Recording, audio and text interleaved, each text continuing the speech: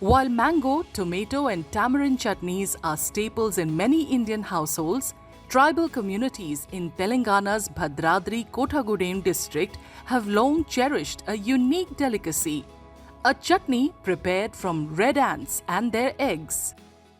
ఎర్రసీమలను మేము తినటానికి అడవికి వెళ్ళాము. ఒక నలుగురం కలిసి వెళ్ళి దాన్ని ఒక 5-6 చెట్లను వెతికి ఒక చెట్లో ఉన్న వాటిని సేకరించి వాటిని కింద రాల్చి తీసుకొని వచ్చి వాటిని కాల్చేసి వాటిలో ఉండే ఏమన్నా సామాన్లు ఉన్న వాటిని ఏమన్నా విష పదార్థాలు ఉన్న వాటిని తీసి పడేసి వాటిని ఇంటికి తీసుకొని వచ్చి వాటిని ఒక రోలు మీద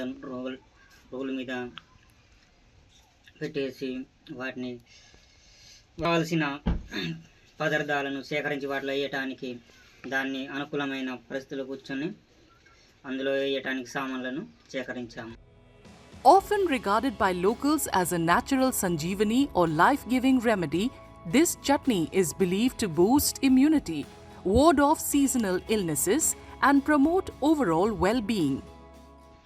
వాటిని ఎర్రసీమలను వాటిని తయారు చేసుకున్న దాన్ని తినటం వలన చాలా ఉపయోగాలు ఉన్నాయి. జలుబు కానీ, జ్వరం కానీ, అలాగే తలనొప్పి, ఏమన్నా చేతులు వంటి ఏమన్నా పడిపోయినప్పుడు, జ్వరం వచ్చినప్పుడు, నీరసంగా ఉన్నప్పుడు వీటిని ఎక్కువగా ఆదివాసులు తింటూ ఉంటారు. For the people here, this unusual chutney is more than just food. It is a tradition passed down through generations, preserving the rich heritage and indigenous wisdom of tribal communities.